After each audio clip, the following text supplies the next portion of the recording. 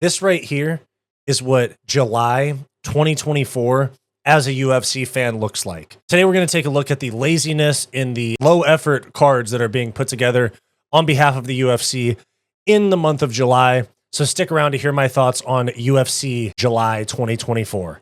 I'm Wyatt, and this is Fight Society. Before we get started, guys, I just want to say one more time, thank you for 1,000 subs. Support's been awesome. Please continue to the support. We are on our way. Thank you, guys. Back to the video. Okay, so this upcoming July, we have a rough go at it as UFC fans. We have a week off this coming Saturday for July 4th weekend. Basically, the only combat sports thing that there is to watch is Diaz versus Masvidal boxing match, which I'm sure is going to be terrible. And then besides that, we have Rose Namajunas versus Tracy Cortez as a fight night main event. And then we also have Amanda Lemos and Virna Jandiroba as a Apex fight night main event. And then we cap the month with UFC 304, which is an amazing card. But up until then, for basically an entire month, it's a rough go at it for us UFC fans. Now we're going to take a look at the UFC Denver card that is Rose Namajunas and Tracy Cortez. And we are going to look at just how bad this matchmaking is for this card. Tracy Cortez and Rose Namajunas, okay, I guess this is more of an Apex main event than something that they should do with a crowd. And Rose Namajunas is too small for the weight class. I think Tracy Cortez is going to win that fight. And then as of right now, we have co-main event Santiago Ponzinibbio versus Muslim Salikov. You have Drew Dober with, I guess, his opponent pulled out. You have Gabriel Bonfim and Ange Lusa, Julian Arosa and C-Rod. And then you have Andre Petrosky, Josh Fremd, Viviane Araujo versus Jasmine Javidicus, Cody Brundage and Abdul Razak El Hassan. Not a good card. There was rumors of Kevin Holland and Jared Cannonier, which should be the main event. If Jared Cannonier and Kevin Holland is on this card, it should be a 5-round co-main, or it should be a 5-round main event. Namajunas versus Cortez should be the co-main if they put that on there. But it looks like it's going to be this low effort main event. And then from there, we have the next fight night, the very next week, July 20th.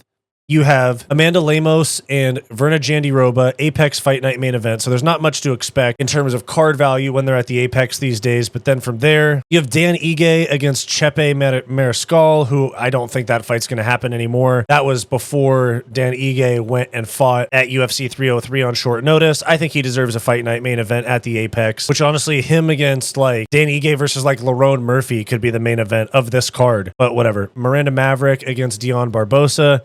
Whatever. Brad Tavares and the Iron Turtle, good fight. Duho Choi, Bill Algeo, good fight. Cody Durden, Bruno Silva, Rajabov, and Trey Ogden. Muhammad Usman. You have like some okay fights on here, but this is just such a terrible main event. And then we get such a stacked pay-per-view where we get Leon and Bilal main event, Tom Aspinall, Curtis Blades, interim title fight, co-main, Bobby Green, Paddy Pimblett, Muhammad Makayev, Manel Kopp, Arnold Allen, Giga Chikadze, Callan Loughran, Ramon Tavares, Nathaniel Wood, Mick Parkin, Oban Elliott, Christian Leroy Duncan against RoboCop, Sam Patterson, Kiefer Crosby. Like, this is an amazing card, but it's after suffering through 27 days of this. No UFC. And then they go, here you go. And then they go, here you go again. They're out here.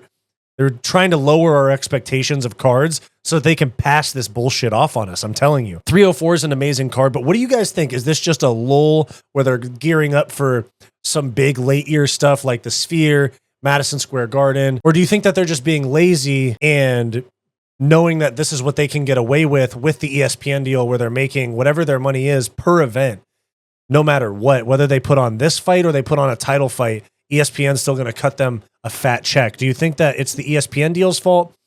And are you upset with this? Do you think they're trying to lower our standards to get away with these weak bookings? Or do you think that they're doing it for the sake of loading up the pay-per-views? I think that's a possibility too. I think the UFC is putting on such weak events in July and they put on such weak fight nights because they want to lower our expectations so that they can get away with it by doing Virna Jandiroba and Amanda Lemos. And they're also trying to save their biggest names to put on the pay-per-view cards because I feel like it's so much harder to get people to spend $80 on a pay-per-view than it was to get them to spend $50 like 5 years ago or 45 5 years ago. I think that now it's so much harder and we're going into the streaming era. I think there'll still be numbered cards in the UFC, but I think at some point They're not going to be pay-per-views anymore. They're going to be a streaming model. But I think that they're trying to lower our expectations to get away with bad fight nights and at the same time saving talent for the pay-per-view cards so that they can sell more. But the UFC is being lazy in August. Obviously, 304, amazing card, but this after a week off is brutal, and then followed up by this is insane. It looks like they're kind of like toning it down in terms of quality for these summer fight nights, and the card quality has been going down significantly in the past year and a half, but this is unacceptable. I want to know what you guys think. I'm kind of pissed. I feel like it's like almost like a month off as a UFC fan. Like I'm still going to make videos about these fights, still going to do predictions and streams and all of that. But until we get to 304 in Manchester, I feel like the UFC is just asking us to take a vacation as fans because they don't want to book good fights. So maybe they add Kevin Holland and Jared Cannonier to the Denver card, something like that. But these cards are brutal, guys. I mean, you're supposed to watch you're supposed to watch 13 fights. You're supposed to watch 5 hours of fights, and you're rewarded with Lemos, Jandiroba, Namajunas, Cortez. I mean, Jesus. We can do better than this. The UFC can do better than this.